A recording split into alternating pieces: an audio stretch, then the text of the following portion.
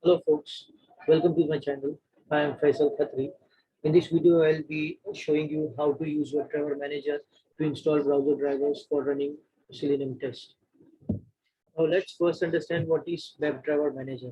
So WebDriver Manager is an open source Java library that carries out the management of drivers, that is it downloads, setups and does the maintenance that is required by Selenium WebDriver. Uh, and all it does is all it does in a fully automated manner. You don't need to download the web drivers or the driver that you require for running the test manually and adding the path or anything sort of thing. You just need to add a couple of line of code and you are good to go with that. In addition, it also provides other relevant features such as the capability to discover browsers installed in the local system, building WebDriver objects such as Chrome driver, Firefox driver, Edge driver, Opera driver. I have provided the WebDriver Manager GitHub repo link in the video description. You can check it out. And also I have provided the GitHub repo link of the code that I'm going to demo out in this video as well. So please do check it out as well. And if you like it, please do mark a start and watch the repo, because I'll be going to add up more code in that repository, which I'm just going to demo out. So let's first start with the demo.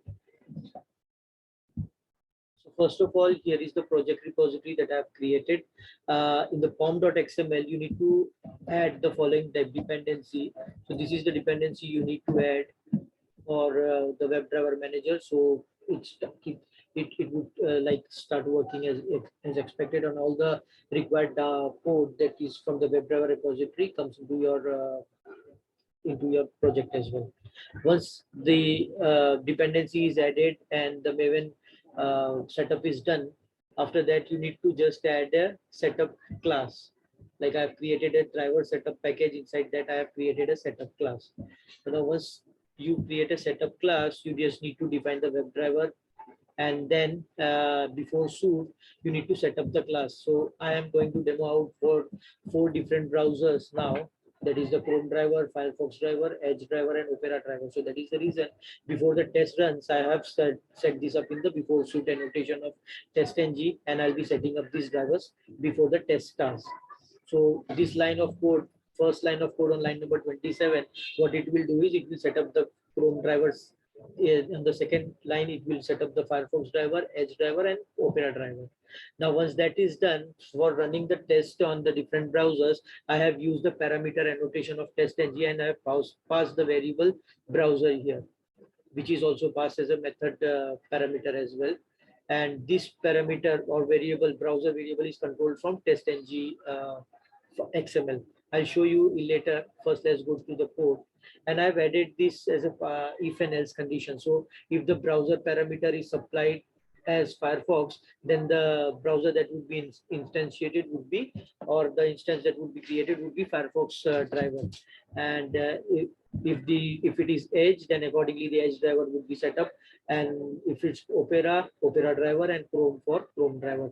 If none of these values are supplied correctly, then accordingly the system should throw a message on the console, and it should say that browser value is not defined correctly, and it should be either Chrome, Opera, Firefox, and so on. We can also for the better understanding, I've used the system.out.println. Otherwise, it's recommended to use log4j and accordingly log out the info message as and when required, so that proper log message is printed in the console as well as written in the log files as well. Now, once this is done, the browser is instantiated, then I have created another private method, that is setup browser. In this method what I do is I do all the browser related activities, like managing the window to maximize, and then implicit waiting, adding the implicit wait with duration of 10 seconds. So in the latest Selenium 4 version, what they have done is they have used the duration class, and accordingly I'm using the seconds method here. So I'm providing 10 seconds implicit wait and page load timeout also of 10 seconds. Once the browser is set up, so in this code, if you see here, setup test. So before class is instantiated, in the test, this particular line of code will get executed, and according to the condition that is set in the test.ng XML file, the respective browser will be set up, and then the setup browser will be called. So once the driver is set up, then only the setup browser method will be called, like maximizing the browser and providing the implicit code. Now I'll show you how the parameter annotation works. So in the test.ng XML file, if you see, I have provided the browser name as a parameter name. So I have provided the variable as browser and value as Chrome. So in this block of code, when it runs, it will check for the parameter name of browser variable, and then if it finds the value as Chrome, it will execute this particular line of code or the class that would be instantiated, and the following two methods would be executed in Chrome browser. Accordingly, it would be executed the following line of code. When it finds the value as Firefox, it will execute in the Firefox browser. For the same method goes, same thing goes for Edge and the Opera browser as well. And I've already like kept all the text test as enabled equal to true. So all the four tests for Chrome browser, Firefox browser, Edge browser, and Opera browser will be running one after the another. Now let me quickly take you to the test. So the test is source demo test. What I'm doing is, when the browser launches successfully, the after that the login page will be called, and accordingly the user will be able to log in using standard username and the password that is provided here. And once the login is successful, then the next test will get executed, where it will log out the user. Now let me show you the website as well. So this is the website, and it's already provided the username and password. So I'm using the same username and password here, which is provided in the website. So accordingly, it will load this page, add the username and password, and click on login. Once the login is successful, it will just go to the menu and then click on logout. Now let me show you how this actually works by running the test. So I'll just right click on the browser and click on run, and should be able to see the test getting executed successfully in a moment.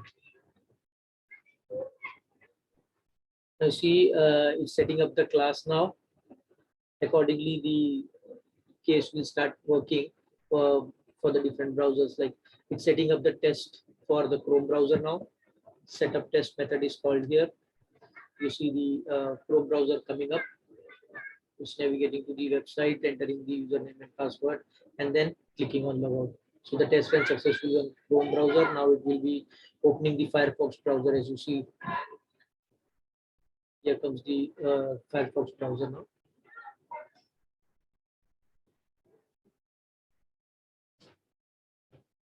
Yeah, it's entering the values, and it will log out.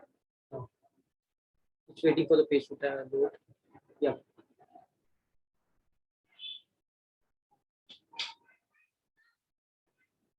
Now the Edge browser is getting loaded, and you see the pop-up coming, and then menu opening, and then clicking on logout.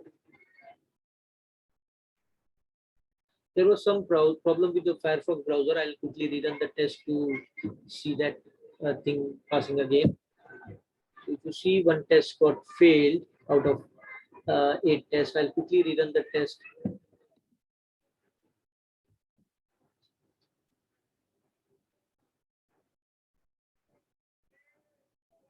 There was some flakiness, I think, with regards to the Firefox test. Now all the 4 tests will run again with regards to the 4 browsers. This is a Chrome browser.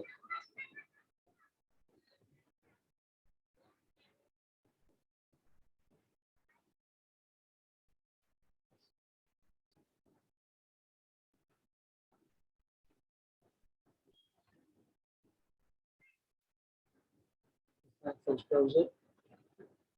It worked fine now. So it's just getting fast. Now comes the Edge browser.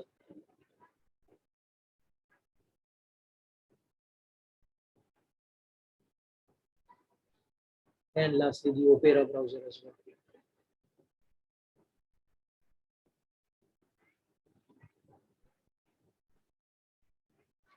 Yeah.